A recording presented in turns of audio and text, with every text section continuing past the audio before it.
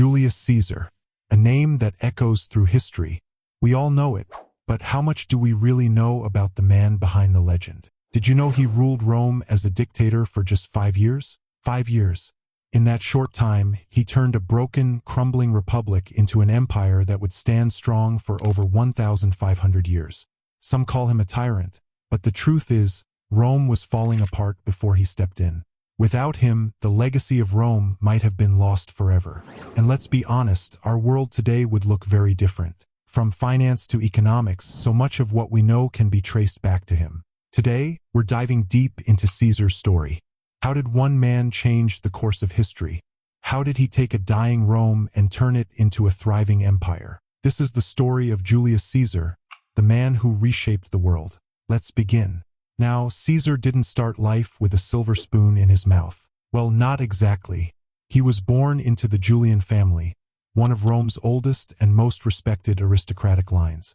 But here's the thing, by the time Caesar came around, that name didn't mean what it used to. Many of these noble families had lost their power and influence. In fact, being noble sometimes worked against him. You see, noblemen were often blocked from holding certain positions, like the tribune of the plebs. That was a big deal. It was a role that protected the common people from the elite. And in Rome, politics was a brutal game. To win a seat, you needed money, connections, and power, things Caesar's family just didn't have. And let's talk about Rome at the time. It was a mess. Corruption was everywhere. The elites saw politics as a way to get rich, not to serve the people. Sound familiar? Yeah, some things never change.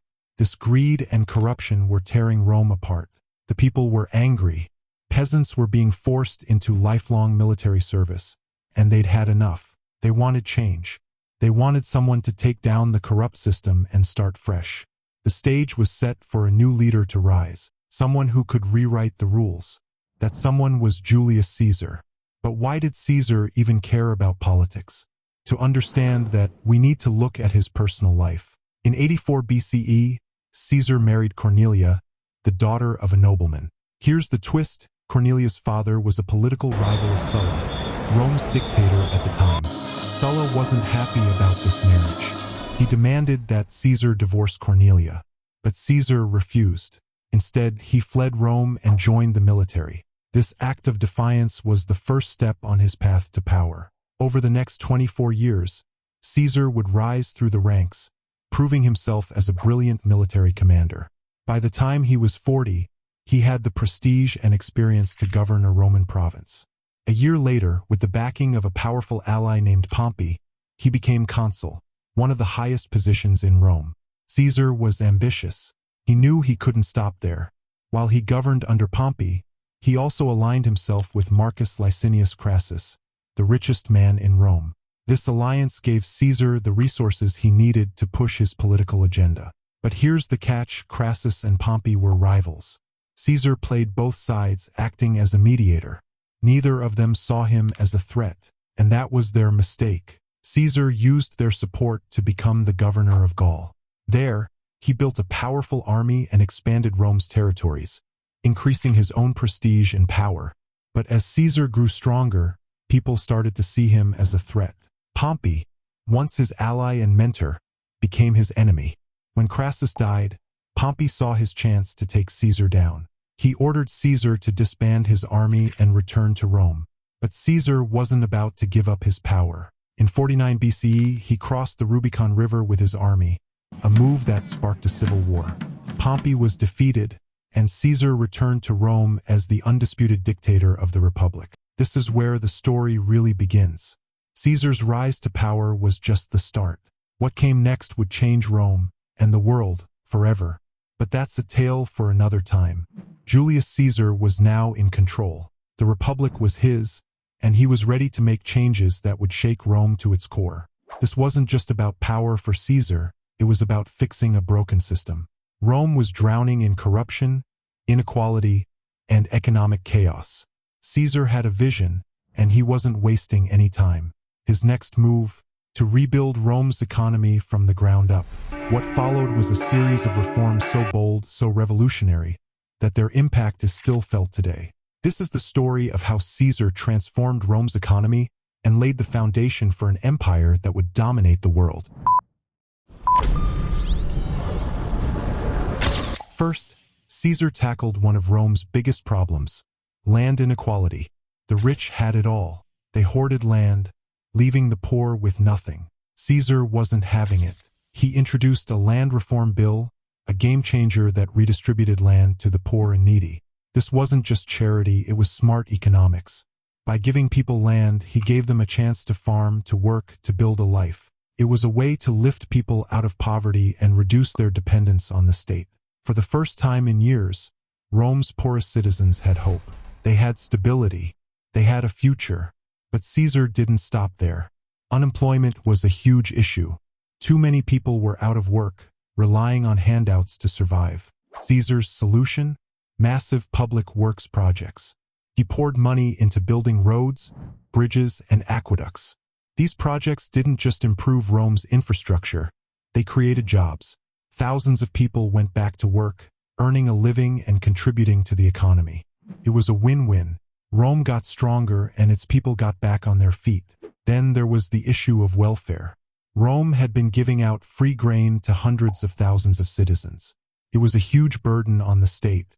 Caesar cut the number of people receiving free grain in half, from 322,000 to 150,000. But he didn't just leave those people stranded. He gave them opportunities. He sent them to newly founded towns across the empire, places like Carthage and Corinth that had been destroyed and needed rebuilding. These towns offered a fresh start. People could build new lives, far from the chaos of Rome. It was a bold move, but it worked. Rome's welfare burden eased, and the empire grew stronger. Caesar also turned his attention to the tax system. In places like Asia Minor and Sicily, corrupt officials had been bleeding the people dry. Caesar put an end to that. He reformed the tax system, making it fairer and more efficient. No more exploitation, no more greed. This wasn't just about justice, it was about boosting the economy. By stopping the corruption, Caesar ensured that wealth stayed in the regions where it belonged, fueling growth and prosperity. Agriculture was another key focus. Years of mismanagement had left Rome's fields barren and unproductive. Caesar changed that. He reinforced property rights, making sure the powerful couldn't just take land from the poor. He redistributed land for farming, ensuring it stayed in the hands of those who would work it. The result? A surge in productivity. Farmers grew more crops, and those crops fed Rome's people and fueled its economy. It was a simple idea, but it worked. Caesar didn't just support the poor, he made them the backbone of Rome's economy. Debt was another huge problem. Many Romans were drowning in it, and radicals were calling for all debts to be cancelled. Caesar took a different approach. He didn't wipe out debts completely, but he did something smart. He ordered that debts be settled based on pre-war property values, with any interest already paid deducted. This relieved debtors of about a quarter of their burden. It was a compromise, but it worked. Creditors got paid, debtors got relief, and Rome avoided a wave of social unrest. It was a masterstroke of economic policy. With Rome's finances stabilizing, Caesar turned his attention to infrastructure. He launched ambitious public works projects that transformed the city and the empire. Marshes were drained to create usable land. New marketplaces were built, giving merchants and craftsmen places to trade and thrive. Theaters, temples, and harbors sprang up across Rome, making the city more vibrant and connected. Caesar's vision extended beyond Italy. He planned a canal at Corinth to streamline trade and military movement. These projects weren't just about building, they were about strengthening Rome's economy and making life better for its citizens. One of Caesar's most overlooked reforms was his overhaul of the Roman currency. He understood that a stable currency was key to a strong economy. He introduced the aureus, a gold coin that became the standard of Roman wealth for centuries. He also improved the production of silver and bronze coins, setting precise weight standards and centralizing the minting process. This curbed counterfeiting and inflation, giving Romans confidence in their money. Caesar's monetary reforms were meticulous, and they worked. People trusted the currency, and that trust fueled Rome's economy. His reforms didn't just fix Rome's problems, they set the stage for an empire that would last for centuries. He took a broken system and rebuilt it piece by piece.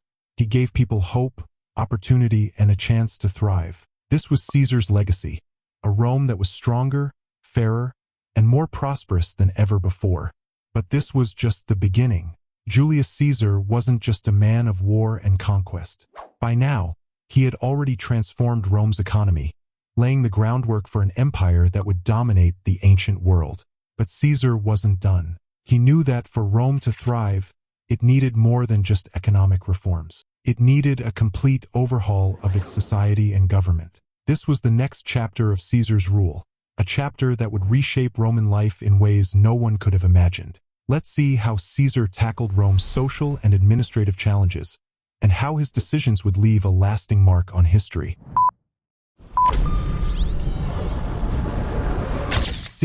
Caesar turned his attention to Rome's population.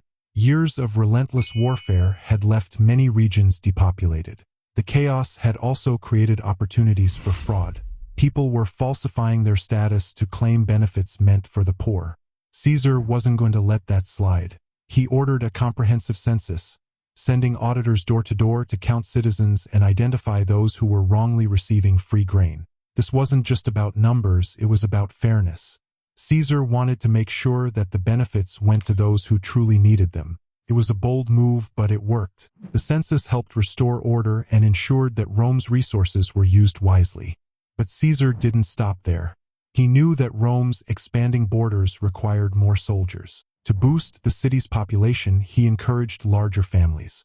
He provided grain supplements to support this policy, and even passed a law preventing men aged 20 to 40 from being away from their homes for more than 3 years, unless they were in military service. This wasn't just about increasing numbers, it was about creating a stable, growing society. Caesar's policies incentivized family growth and ensured a steady supply of manpower for Rome's defenses. It was a win-win for the empire. However, despite these reforms, there was still a major imbalance in Rome's government. The empire had nearly doubled in size, but the size of the government had stayed the same. The republic was still being run by an assembly of 600 senators, magistrates, governors, and their aides. It was a system designed for a smaller, simpler Rome. Caesar knew this had to change. He expanded the bureaucracy to keep up with the demands of the new territories. He increased the Senate size from 600 to 900 members. He also adjusted the ranks of key officials. For example, the number of praetors, modern-day judges, went from 10 to 12. Aediles, city officials, increased from 4 to 6. Quaestors, treasurers, jumped from 20 to 40. These changes brought more fairness to provincial taxation and improved the efficiency of managing the empire's vast territories. But Caesar didn't just expand the government, he made it more democratic. The Senate had long been dominated by the old aristocracy. Caesar changed that. He extended membership to soldiers, sons of freedmen, and even foreigners who had served him loyally. This was a huge shift. For the first time, the Senate included voices from outside Italy. New perspectives began to shape Rome's policies, making the government more representative of the empire it ruled. One of Caesar's most impactful policies was his widespread granting of citizenship. He believed that people in the provinces should see themselves as Romans, not just conquered subjects. He built on a precedent set by his uncle and extended citizenship to the Gauls, even though many of these communities had opposed him. This move ensured their loyalty and tied them closer to Rome. Other towns and regions received this privilege as well. It was a game changer. For the first time, people outside Italy felt like they had a stake in the empire. This wasn't just about politics, it was about creating a unified Roman identity. But let's be clear, Caesar's reforms weren't perfect. They weren't driven by some grand ideology. They were pragmatic. He did what he thought was necessary to maintain order and stability, and sometimes that meant making tough and unfair decisions. For example, he passed laws that excluded certain professions from holding magistrate positions. Auctioneers, gravediggers, fencing instructors, and even actors were barred from these roles. He also prevented members of the lower classes from serving on juries. These policies reflected Caesar's desire to maintain social harmony, even if it meant leaving some people behind. Caesar's pragmatism also showed in his approach to the Senate. Despite his disdain for many of its members, he didn't dismantle it. He could have. As dictator, he had the power to do whatever he wanted. But he didn't. Instead, he worked within the system, expanding it and making it more inclusive. This wasn't just about preserving tradition, it was about maintaining stability. Caesar knew that Rome needed a functioning government, even if it wasn't perfect. By now, Caesar had transformed Rome in ways no one thought possible. He had revitalized the economy, reshaped society, and reformed the government. But this was just the beginning. Caesar's vision was far from complete, and the challenges ahead would test him like never before. The story of Julius Caesar is one of ambition, innovation, and relentless determination. It's a story that reminds us how one man's actions can change the course of history.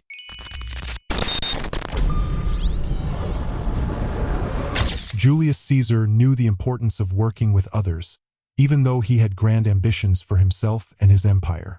He understood that he couldn't rule alone, and for that reason, he recognized the Senate as a crucial part of the Roman system. While he often butted heads with it, Caesar saw it as essential for keeping his empire stable, especially as it grew larger and more complex. One of his biggest goals was to change the way Rome functioned, not just on a political level but also on a practical one. He didn't just want to expand the empire, he wanted to fix its internal systems. One of the problems he saw was the Roman calendar. The calendar they used was a mess. It was based on the lunar cycle of 355 days, which was often out of sync with the seasons. This created constant confusion and required repeated adjustments to keep the calendar lined up with festivals and agricultural cycles. Seeing this as an opportunity for reform, Julius Caesar partnered with the Greek astronomer and mathematician Sosigenes to create a new system, one that would solve the chaotic nature of the old calendar. The result was the Julian calendar, which replaced the lunar-based system with a 365-day solar year. This new calendar also introduced the leap year, adding an extra day every 4 years to help account for the discrepancies of the Earth's orbit around the Sun. In 46 BC, Caesar took drastic action by extending that year to a whopping 445 days to realign the calendar. The new system officially took effect on January 1, 45 BC, marking the start of a more predictable and reliable timekeeping system. This was a monumental achievement, and in fact, the Julian calendar was used throughout the Western world for more than 16 centuries. The modern calendar we use today is basically a continuation of Caesar's system, with just a few minor adjustments made later on. However, there was a small issue with Caesar's reform. The length of the year he used in the Julian calendar was slightly too long, about 11 minutes longer than the true solar year. This small difference accumulated over time, and by the 1500s, the calendar had fallen out of sync by about 10 days. In 1582, Pope Gregory XIII finally fixed the problem by adjusting the leap year rule and removing the extra 10 days. The new calendar became known as the Gregorian calendar, which is what most of the world uses today. But the original Julian calendar is still used by some branches of the Eastern Orthodox Church. Caesar's most famous legacy is probably this calendar, but it wasn't the only lasting reform he made. His changes to currency, for example, had an enormous impact on the future. Before his rule, Roman currency was a mix of different standards, which made trade a complicated and inconsistent process. Caesar's decision to standardize Roman coinage helped simplify commerce across the empire.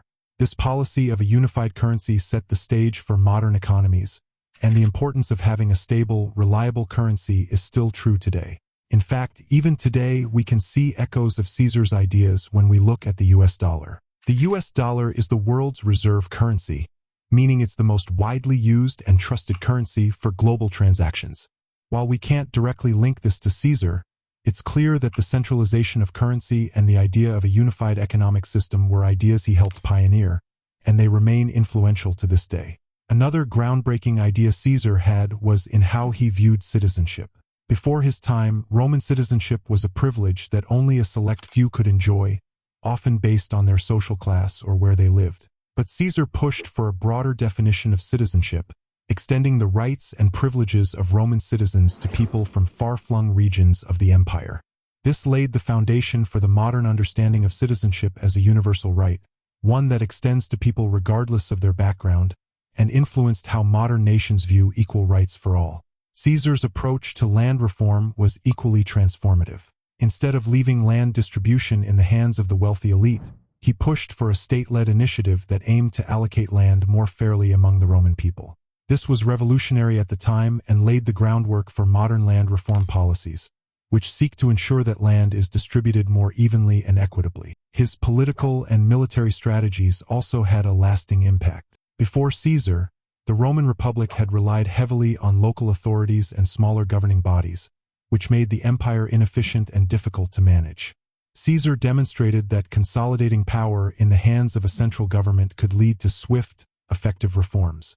This idea of centralizing power was later picked up by monarchs during the Enlightenment era, who adopted similar strategies to strengthen their own states.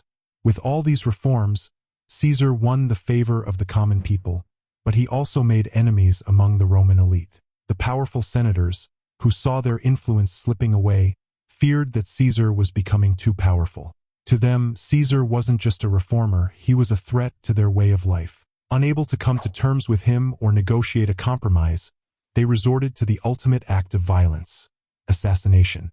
They believed that by killing Caesar, they could restore the old ways and return to a time when they held the reins of power. But Caesar's influence didn't end with his death. His reforms would continue to shape the Roman Empire and the world for centuries to come.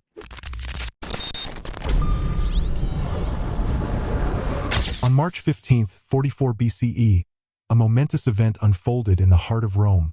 Julius Caesar, the man who had transformed the Roman world, was assassinated. This day, known as the Ides of March, would be remembered forever. A group of senators, led by Marcus Junius Brutus, carried out the plot to end Caesar's life. What made this even more shocking was that Brutus had once been one of Caesar's closest allies, even considered by him a trusted friend. But on that fateful day, Brutus turned on him, along with others who feared Caesar's growing power. The conspirators believed that by killing Caesar, they could restore the Republic to its former glory. They thought they were saving Rome from a dictator who wanted to rule forever.